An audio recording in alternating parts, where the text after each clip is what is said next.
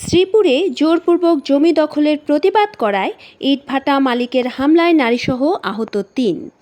মাগুরার প্রতিনিধির পাঠানো ভিডিওচিত্রে দেখুন বিস্তারিত। মাগুরার শ্রীপুরে জোরপূর্বক জমি দখলের প্রতিবাদ করায় ইটভাটা মালিকের হামলায় নারীসহ একই পরিবারের ৩ জন গুরুতর আহত হয়েছেন। ২২ ফেব্রুয়ারি রবিবার বিকেলে দারিয়াপুর ইউনিয়নের চর মহেশপুর গ্রামে অবৈধ ইটভাটার মালিক জিয়ারুল শেখ এর সাথে মোহাম্মদ বিপ্লব খানের জমি সংক্রান্ত বিরোধ নিয়ে কথা কাটাকাটি হলে এক পর্যায়ে দেশীয় অস্ত্রশস্ত্র নিয়ে বিপ্লব খানের ছোট ভাই মোহাম্মদ উল্লাস খানের বসতবাড়িতে ঢুকে তার স্ত্রী ও তাকে মারধর করে জিয়ারুল শেখ ও তার সহযোগীরা। এই সময় তাদের হাত থেকে আহতদের উদ্ধার করতে গেলে স্বপ্না ও সুমি নামের ২ নারীকে বেধড়ক মারধর ও শ্লীলতাহানি করে জিয়ারুল শেখ ও তার ছেলে শামীম শেখ।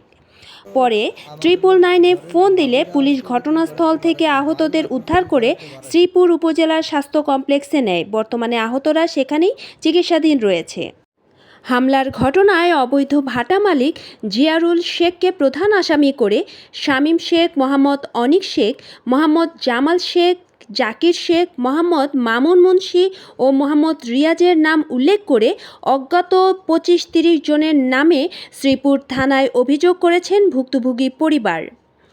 হামলায় আহত নারী স্বপ্না খাতুন জানান, বিকেলে হঠাৎ তারা একসঙ্গে অনেক লোকজন নিয়ে এসে আমার দেবর ও তার স্ত্রীর ঘরে ঢুকে মারতে থাকে।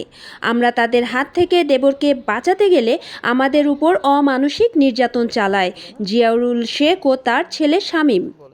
আমরা মেয়ে মানুষ আর রোজা ছিলাম সবাই, তবুও তারা আমাদের ছাড়েনি। আমরা এই হামলার জড়িতদের দ্রুত গ্রেফতারের দাবি জানাই।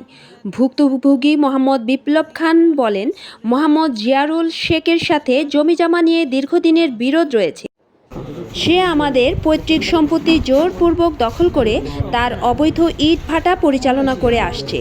এর আগে একাধিকবার আমাদের জমি থেকে ইট ভাটার মালামাল সরিয়ে নিতে বললে আমার পরিবারের উপর তারা একাধিকবার হামলা চালিয়ে আমার ভাইসহ পরিবারের সদস্যদের আহত করেছে।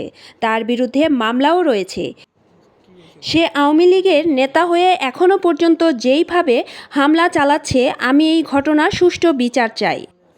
হামলার ঘটনায় অভিযুক্ত জিয়ারুল শেখের সাথে একাধিকবার যোগাযোগের চেষ্টা করেও তার বক্তব্য পাওয়া যায়নি। এই ঘটনায় শ্রীপুর থানা অফিসার ইনচার্জ ওসি শাহিন মিয়া বলেন, জমিজমা সংক্রান্ত বিরোধ নিয়ে মারামারি ঘটনা সম্পর্কে থানা পুলিশ অবগত রয়েছে। ইতিমধ্যে পুলিশ আহতদের উদ্ধার করে হাসপাতালে চিকিৎসার জন্য পাঠানো হয়েছে।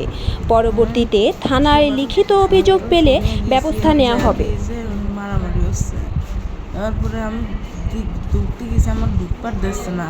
পরে লোকেন পিছনতে আসি একজন চুল পেড়ে ধরছে, জিয়ালো আমার চুল পেড়ে ধরছে। আলো জিয়ার ছেলের লোক বাটামতে বাড়ি হাতে বাড়ি গেছে, আজ দিয়ে ঠেয়াবার গেছে হাতে বাড়ি উঠছে। আর জামাল এসে লোকেন আমার এই পাশর দিয়ে পাও দিয়ে লোকেন দাঁড় গাড়ায় দিতে বাড়িয়েছে। আমাদের জীবনের কোনো নিরাপত্তা নেই গো, আমরা সবসময় আতঙ্কর থাই। আমরা চাই যে এই আওয়ামী লীগের নেতা জিয়ার ছেলে শামীমের জিনিস বিচার হয়, আমরা বিচার চাই।